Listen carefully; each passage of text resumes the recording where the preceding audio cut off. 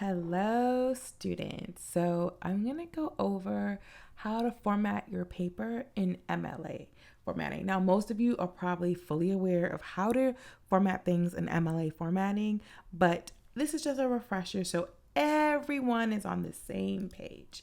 So I created a nice little video for you and just follow along. You want to make sure you use Microsoft Office Word. The school does give you Office if you go under your student email addresses, or your email accounts, I should say. You'll be able to find Microsoft Office and go ahead and download it on your computer. Open up Microsoft Office Word and let's begin. So you have Word open. You want to make sure that you're using the font and the size of the font correctly.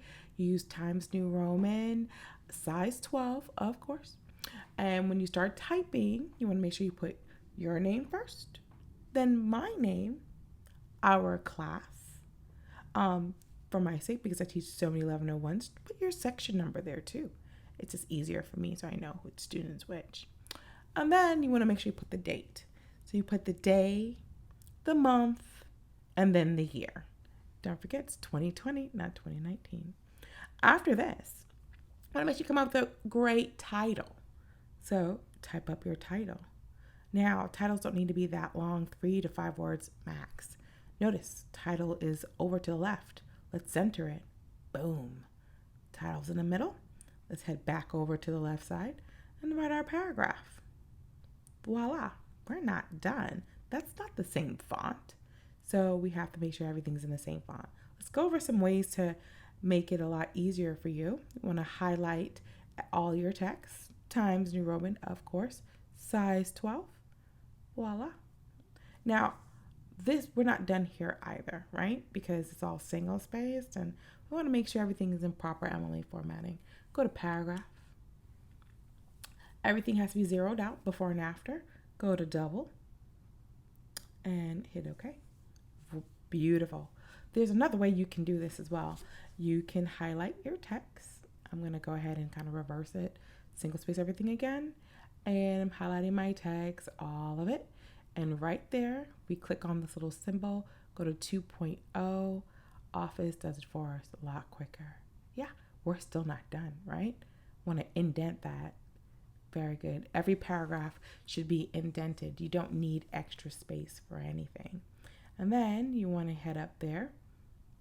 Insert your page number first. That'll take care of that. Over to the right. Click OK. And then make sure you put your last name at the top. That's proper MLA formatting. There you go. Last name. And then you've got your perfect MLA formatted paper for me. There you go. All done. Everything should look just like this. Okay, students, I want to talk to you about writing good emails. Good emails are when you need to communicate with someone and you're effective. I stress this because I think it's important to know how to communicate with instructors, especially when you're taking an online class. But overall, when you're speaking to instructors, administrators, even attorneys, doctors, whoever, you always want to keep it professional. So what I have done is I created another document here that I want you guys to follow. So when you're even emailing me, I want you to always follow this format, or, I just won't respond to you. Always want to make sure that you communicate effectively to get what you need. Think about how you want someone to communicate with you. You want them to come to you with respect, be clear about what they need, and sign off without just kind of assuming anything about you or being disrespectful is what I'm trying to say. So let's take a look at this document. When you are sending me an email, I would say always open up warmly.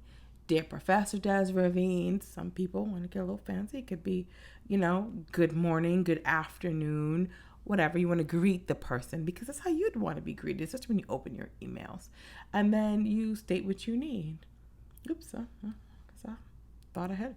Anyway, so look what Candace Jones is asking here. She is saying her name, saying where she's from. She's in this class, and She'd want to set up a meeting. Here's the best time to communicate, and here's the best time to speak. Moving on. And she signs off. It's important that you remember to state your name, because while you might have 4 teachers, your 4 teachers probably have 100 students. So you want to say who you are, what class you're in, and stay where you need. Make it quick. You don't have to make it very long, because if you know you're going to meet the person, then you'll say everything you need to say to them when you talk on the phone or meet in person. Everything does not have to be laid out via email. Another thing too about writing good emails is it's a paper trail. You want to make sure you have a clean paper trail. There's no bad spelling, misspellings, bad grammar, slang, nothing that makes you look bad. So it's very important that you open your email warmly, clean up what you're writing, because you don't want like lowercase i's. It just doesn't make you look like the intelligent people that I know you are. And sign off, because isn't this how you would want to be emailed? Especially if someone's asking you for something or questioning you about something that they might need later, whatever it is. I would just say always write the way you'd want to be written to. Sound good? All right. So next week, you guys have an assignment, 2 of them that have to do with lit term and transition terms or transition words. I just want to kind of go over a little bit about each of them really quick, and I can give you a little bit more detail next week. We'll see how you guys are doing. The literary terms, they're mainly for this class because every class has a language. You think about it. If you're taking a computer course, the specific language like browser, mouse. If you're taking a science course, there's all kinds of terminology that you would use in a science course or a science environment. Well, for our course, because it's English and literature, we also have a language. In your writing, specifically in your papers, I want you to get into the habit of using literary terms. Literary terms are things like words like metaphor, symbolism, conflict, plot, climax, things like that. I want you to get into the habit of using them in your papers. They enhance your papers. They help your writing. They help me understand that you know how to use our literature language in the papers, and also expresses your understanding of how these authors and writers use this language in their work without maybe using they're not going to say this is imagery. You're going to see the imagery. And when you're writing your papers, you want to tell me an example of imagery would be when this author did blah, blah, blah.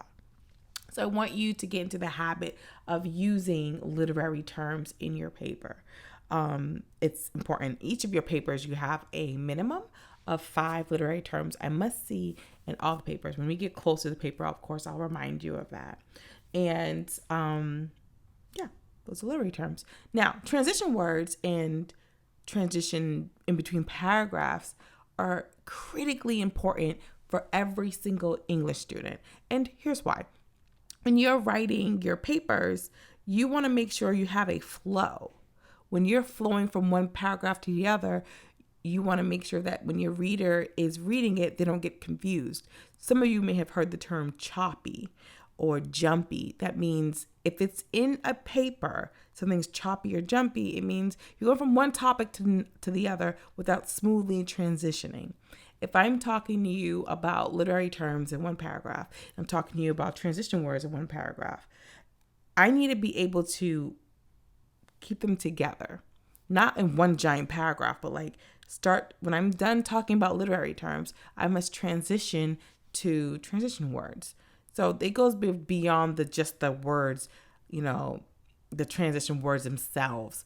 And you'll have a whole list I'm going to put on D2L for you. It goes beyond that. You want to make sure that your paragraphs flow together. The biggest issue I find in a lot of 1102 papers are people jumping from one paragraph to the other, to the other, to the other, and then just chopping it all up. It's not smooth. So again, let's go back to my first example. If I'm talking about literary terms in one paragraph, at the end of that paragraph, I should mention transition words. So if I'm done talking about literary terms, I may end it by saying, good literary terms enhance the paper. In addition to that, we need to focus on transition words. My next paragraph is going to be about what? Transition words. So then when I get to the next paragraph, it's smooth. I'm not jumping from one topic to the other. I'm not being choppy. I'm not confusing my reader. They know what I'm getting ready to talk about. You don't have to do it in the last sentence if you don't want to. I think it's better that way so that when you have a new paragraph, you've already transitioned. It's clear. You can start over brand new. It's a new paragraph. Some people transition in the first paragraph, in the first sentence in the next paragraph, but you can too. It's just my preference that I would end the paragraph with the transition sentence, and then I start the new paragraph with what I ended it with. That way my reader isn't confused and I have a stronger paper overall. And I want you to read this and practice it. I take a look at the handouts in this week's lesson, and I'm going to add a little bit more next week if anyone has any more trouble. All right, that is it for the week. We are good. I will check in on you guys probably in a couple of days. Keep looking out for more lectures, and I will talk to you soon.